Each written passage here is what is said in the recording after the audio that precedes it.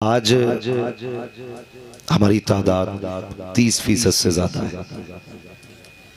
जनगणना में पता नहीं कितनी गिनती काटी जाती है, कितनी बढ़ाई जाती है।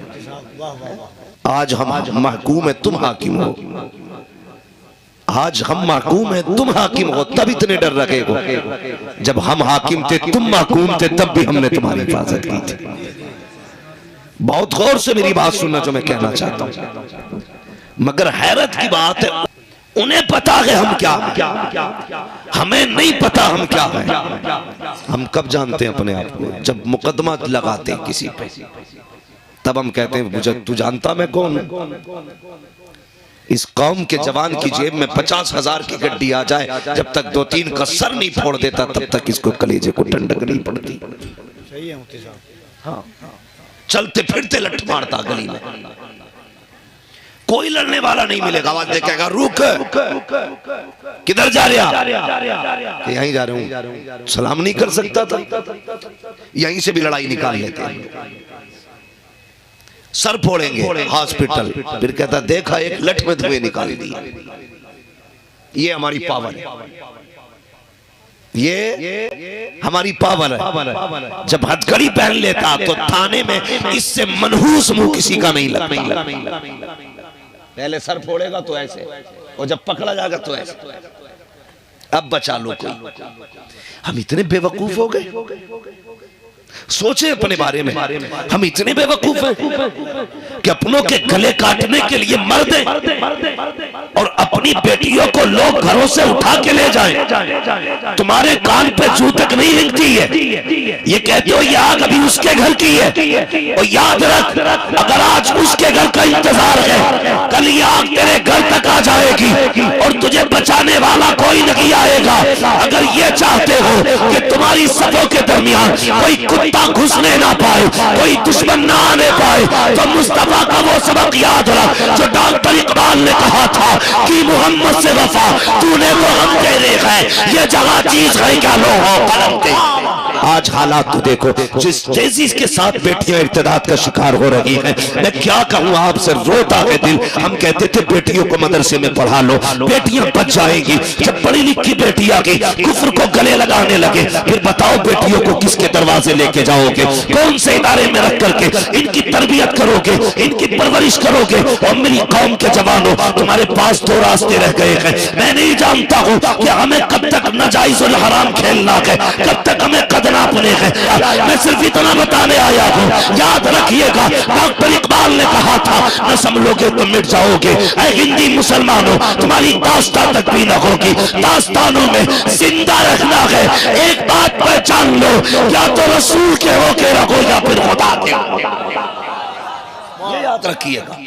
मैं काफिर बनाने नहीं आया किसी को भी, मैं आपसी इख्तिलाफात के झगड़ों की दीवार खड़ी करने नहीं आया। क्या बात है? आज जरूरत है, बुरा मत मानिए, मेरा भी पीर है, खुदा की कसम। मेरा पीर ऐसा पीर है कि जिस पीर पे बड़े बड़े पीरों को नाज है, मेरे पीर को दुनिया अख्तर रजा था जो शरिया कहती है। मैंने किसी भांग चरस पीने वाले को पीर नहीं बनाया, मैंने उसे पीर बनाया जिसकी बसीरत भी वसी थी, जिसकी बसारत भी वसी। अगर दावे के साथ कहता हूं मेरा मुर्शिद सिर्फ अमीरों को लिस्ट में लाता, तो बाकी पीरों को अगर 32 तक की तौफीक नसीब नहीं होती। आज दर्द है इस चीज का यार। गरीबों के पीर अलग हैं और अमीरों के पीर अलग हैं। हाँ, और इसका दामन नहीं छोड़ेंगे, उसका नहीं छोड़ेंगे। गैरत लूट के रखती पूरी कौम की। हालात तो देखो होते क्या जा रहे हैं। मैं तो सारे मशाइख से हाथ जोड़ के कहता हूँ, खुदा के वास्ते निकलो। जब बेटियां इर्तिदाद का शिकार हो रही है, कोई तो फैसला करके इस कौम को दो। आज ये कौम बिना रहनुमा के है, आज इस कौम के पास कोई मुक्तदा नहीं है। सब अपनी रोटियां सेक रहे हो। कोई कहता मेरे पीर 1.5 लाख हो गए, कोई कहता मेरे मुरीद 3 लाख हो गए, कोई कहता 1.25 लाख हो गए। और यार मुरीद गिनते रहोगे, हुजूर हुजूर की उम्मत को कब देखोगे? ये तबाह हो रही है, इसे मुक्तदा की जरूरत है। आए कोई खालिद बिन वलीद जो कौम को बचाने वाला हो, आए कोई मोहम्मद बिन कासिम, आए कोई सलाहुद्दीन अय्यूबी। हम भी चाहते हैं तेरा नसब कुछ भी हो, सिलसिला कुछ भी हो, अगर उम्मत का नहीं है तो हमारा नहीं हो सकता, नहीं हो सकता हमारा। आज जरूरत है उम्मत को, जरूरत है।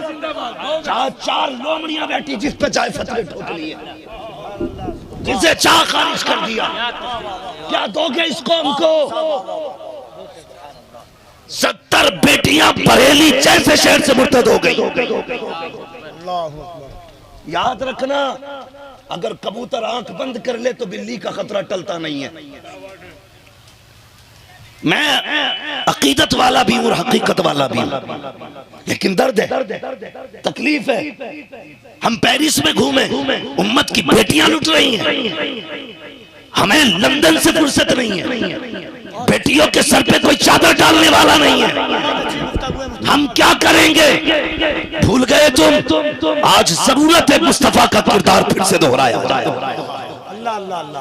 जरूरत है इस बात की। ये नहीं जिसने मुसाफे मोटे किए उसका पीर बड़ा करीबी हो गया, जिसके पास पैसे देने को लिए नहीं, उससे मुसाफे के भी 3 दिन के वादे किए जाते।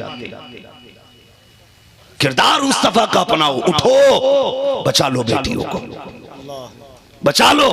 जो पावर बाज लोगों के पास है, मेरे पास होती, खुदा की कसम सर कटता ये रहता, मैं उम्मत की बेटियों के लिए आगे बढ़ जाता। नहीं है डर इस चीज का। लगता है किसी को कड़वी लगती होगी, लगे तो लगे, मैं आईना हूं दिखाऊंगा दाग चेहरे के, जिसे खराब लगे सामने से हट जाए। रोना आता, रोना इस कौम पे रोना आता है। सोचो तो सही यार, कुछ सोचो, बेटियां क्या थी, बेटियां क्या थी। लोग कहते नहीं नहीं जी मसला ऐसा हुआ है 4 साल से, 5 साल से, 8 साल से, और ये बेचारे जन्नती उलमा ये तुमसे कहते हैं यार बेटियों को पर्दे में रखो, तो तुम कहते हैं मौलवी अजीब फिक्र लेके बैठा है, मौलवी अजीब फिक्र लेके बैठा। याद रखना, मिंबर से लेके नीचे तक जो निजाम मुस्तफा से टकराएगा वो जिल्लत की मौत मरेगा। बहुत बड़ी बात है मुफ्ती साहब, वाह वाह वाह वाह वाह वाह वाह, लिख दे रहा वाह वाह वाह। मैंने पहले कहा था, अब जमीन पर कोई पैगंबर नहीं आने वाला। जो भी निजाम मुस्तफा से टकराएगा, जलील होगा, पीर हो या फकीर हो, अगर बचना चाहते हो तो निजाम मुस्तफा अपना लो, निजाम मुस्तफा अपना लो। ये शरीयत है। जब कोई गरीब दिखा तो दुपट्टा रख सर पे, खुद पहुंचा तो बेटियों से पैर दबा रहे हो, ये दीन है, ये शरीयत है। अल्लाह वालों का काम नंगे सर करना नहीं, नंगे सरों पे चादर डालना होता है, चादर डालना होता है। वो तज़किरा कर रहे थे भी, हजरत फरमा रहे थे, सैयद साहब बैठे हुए कहने लगे कि एक बच्ची जो मुर्दत हुई है ना, उसने ये कहा था कि मैंने इसलिए इस्लाम छोड़ दिया कि जब मेरे बाप का इंतकाल हुआ मैंने कई दिन के फाके किए, कोई मेरे घर पर रोटी को पूछने नहीं आया था, कोई मेरे घर पर रोटी पूछने नहीं आया। फिर इसने मेरा हाथ थामा, इसने मुझे पढ़ाया, इसने मुझे ये इज्जतें दी, इसके लिए मैंने अपना मजहब बदल दिया। लोग गए बाद में रोकने के लिए, जवानों की टीम गई, क्यों मुसलमान से इस्लाम से निकल रही है? उसने कहा आज पूछने आए हो, कल जब 3 दिन के फाके से थी कोई रोटी को पूछने क्यों नहीं आया था? सोचो, इस बुद्धि को बेदार करो। गलत नहीं कह रहा हूं कफील साहब, जब पीरों ने मुरीदों से 2 लाख नजराने लेने शुरू कर दिए, तुम फिर मुरीदों ने ज़कात देनी बंद कर दी। करो हजम, कड़वी सच्चाई है। गजल में आए तो मतले में काम कर देंगे, हमें जगाया तो नींदें हराम कर देंगे। मुफ्ती साहब, वाह वाह वाह वाह वाह। अगर हमने 2 लाख नजराना लेकर के फ्री में जन्नती ना बनाया होता तो ये कौम ज़कात देती। ये ज़कात के बजाय सीधे नजराने देते थे।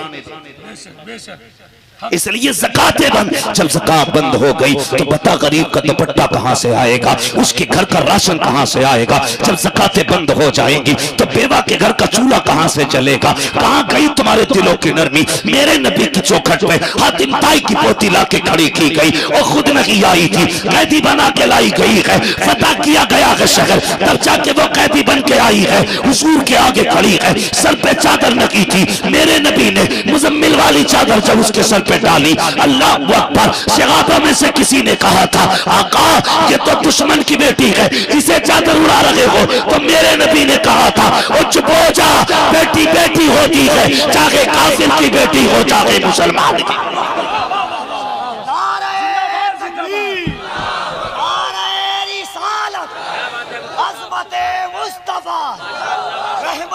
मुस्तफा, मुस्तफा, वाह वाह वाह वाह।